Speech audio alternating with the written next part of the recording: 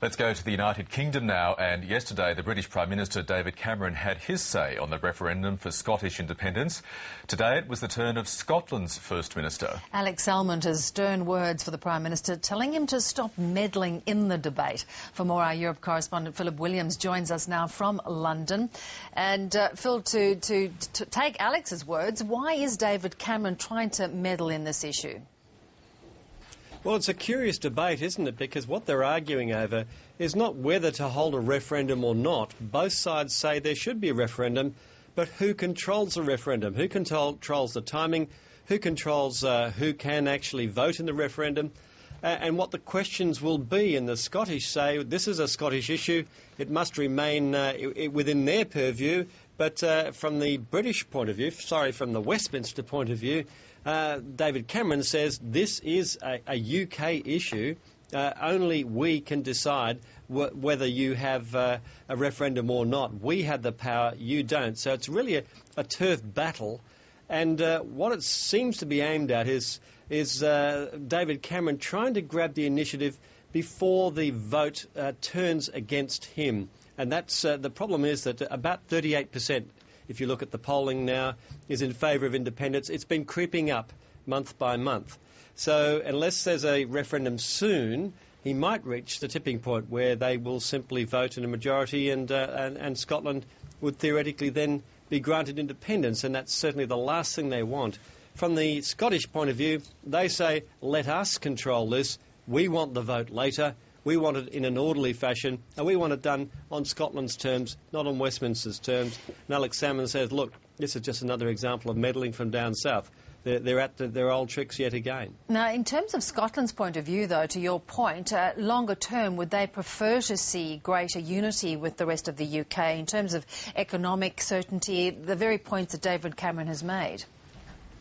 Well, this is the big question, isn't it? How could Scotland go alone? I mean, certainly they could maybe garner oil and gas revenues, and it'd be a small country of just 6 million or so.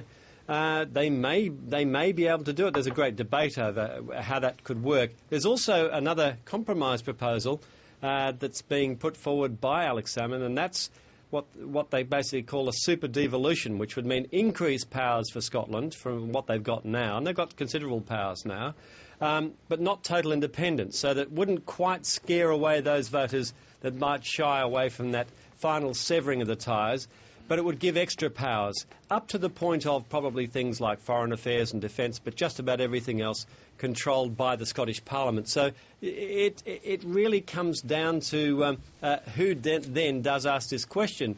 And the Scottish Parliament, for example, or at least the Scottish nationalists, have suggested that perhaps even 16, 17-year-olds might be able to vote on this, probably because they think they're more likely to vote for independence. So it's really quite a turf battle, and at the moment the power is with Westminster. They have the final say constitutionally, but the Scottish aren't taking this lying down by any means. Now, Phil, also in the news today, we've seen that the British government is going to spend $33 billion on a high-speed, fast-speed rail link from London. A lot of money at a time of job layoffs and economic uncertainty. Yes, in fact, it's 50 billion. It's about 30-something billion pounds, so it's a huge investment.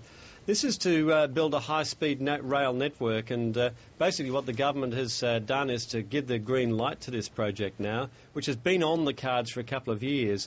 It'll first go London to Birmingham, and that'll cut journeys in half, from an hour and a half to about 45 minutes.